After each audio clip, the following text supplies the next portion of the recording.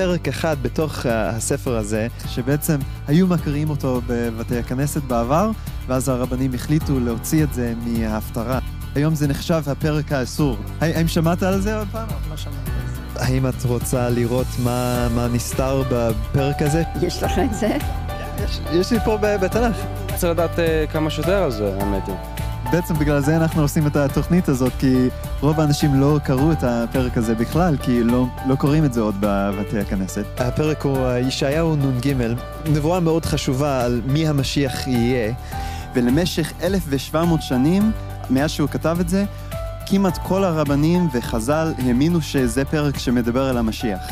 בעצם גם בתלמוד, בסנהדרין צדיק ח', גם ילקוט שמעוני, הזוהר, הרמב"ם, האמינו שהפרק הזה מדבר על המשיח. אז עכשיו אנחנו מגיעים לקטע הכי כיפי, שאנחנו נקרא כמה קטעים מאותו פרק ונראה על מה זה מדבר. זה וחדל אישים, איש מכאובות וידוע חולי, וכמסתר פנים ממנו נבזה ולא חשבנוהו. הוא היה בזוי ודחוי על ידי בני אדם, איש שידע כאבים ומחלות. הוא היה כמו אדם שמסתירים ממנו את הפנים, בזוי וחסר ערך בעינינו. שזה מדבר העניין הזה על המשיח. זה חזק מאוד. אדם כמו שכתוב בזוי ודחוי על ידי החרפה. העם שלנו היה משוכנע שהוא שלילי. לא יודע למה. לא קיבלו אותו. דחו אותו. לא חשבנו שהוא היה המשיח. כל אוינו הוא נשא ומכאובנו סבלה. ואנחנו חשבנו הוא נגוע, מוכה אלוהים ומעונה. אכן, הוא נשא את המחלות שלנו, סבל את הכאבים שלנו, ואנחנו התייחסנו אליו כמו אל חולה במחלה קשה, שאלוהים גרם לו להיות מושפל ומעונה. הוא לקח את כל הכאב, את כל הסבל ואת כל המחלות עליו. ובכל זאת, דחו אותו. הוא עשה לנו טוב ובעצם נתנו לו רע בחזרה. הוא סובל בגללנו, בגלל כל בעצם העבירות שאנחנו עושים, אז הוא סובל את הכאב הזה.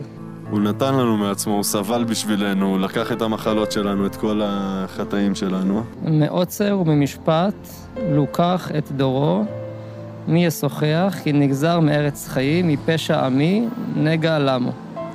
ויתן את רשעים קברו, ואת עשיר במותיו, על לא חמס עשה ולא מרמה בפיו. בפסוק 12 כתוב, תחת אשר הערה למוות נפשו. מה התוצאה של הסבל שלו בסופו של דבר? הוא מת. כן. הוא מת. הוא ימות. עם עשירים. איזה כיף. אני גם רוצה.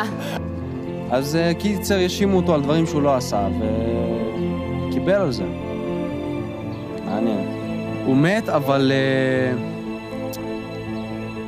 לא מוות עם כבוד.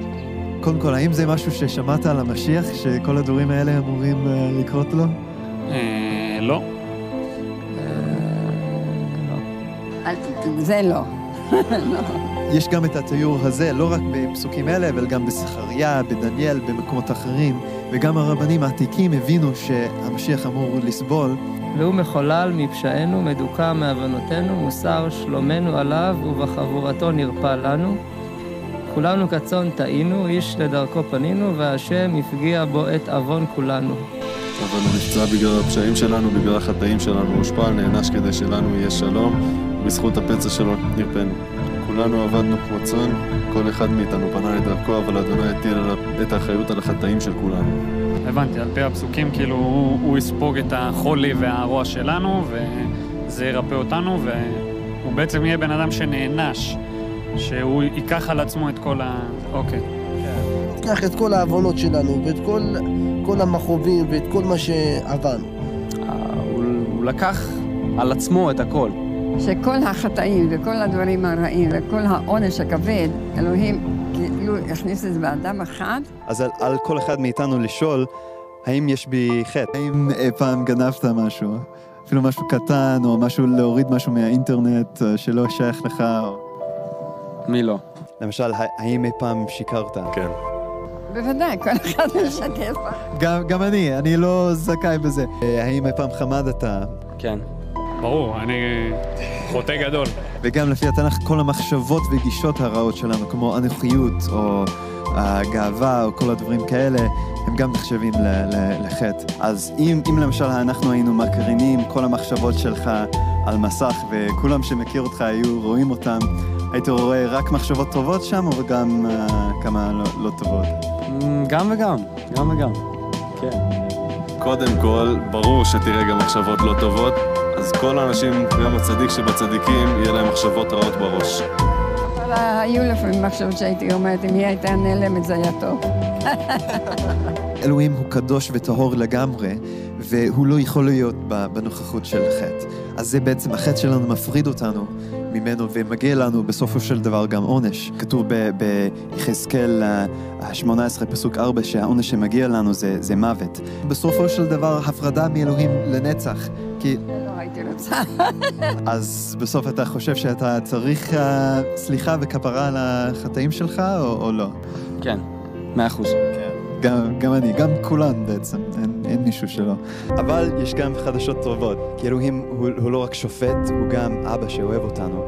ולכן הוא נתן בתורה את המערכת הקורבנות. הקורבן היה לוקח על עצמו את החטאים של אותו בן אדם. כתוב שהקורבנות יפסקו, ושבמקום הקורבנות שהיו, אלוהים ישלח בן אדם שיקרא המשיח. שיקח על עצמו את כל החטאים. בדיוק, וזה מה שקראנו עכשיו.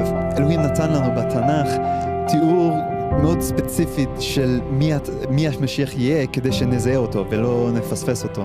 וכמובן זה מאוד קריטי שנדע מי הוא הבן אדם הזה, כי בלעדיו אין לנו את הכפרה והסליחה כדי שהוא ייקח את החטאים שלנו.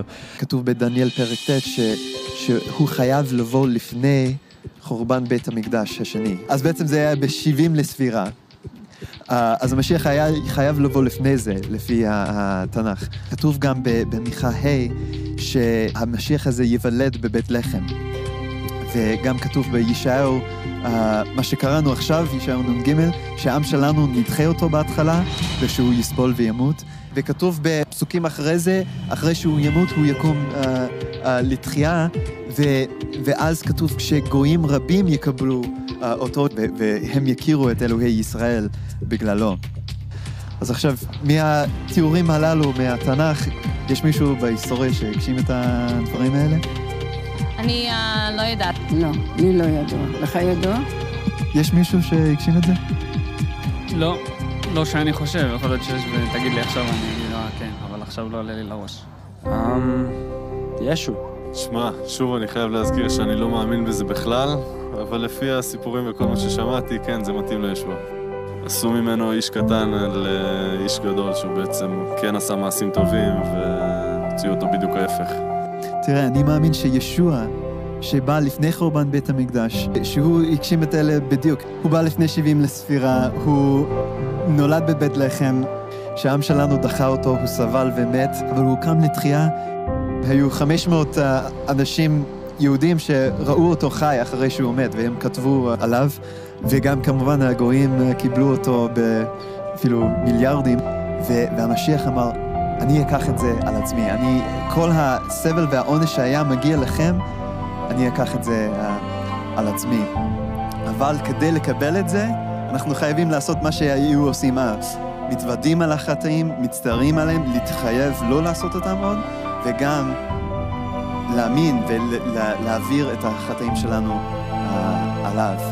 רק אם אנחנו נאמין באותו משיח ונקבל אותו, אז הוא יקבל את כל החטא שלנו על עצמו. לא נראה לי ששמעתי את הדברים האלה בגלל שהנושא מגיע לישו, כבר יש כזה מחסום, שלא רוצים אפילו לחשוב על זה, לא רוצים לפתוח את הראש, להיות, באמת, להביא לזה מחשבה קצת.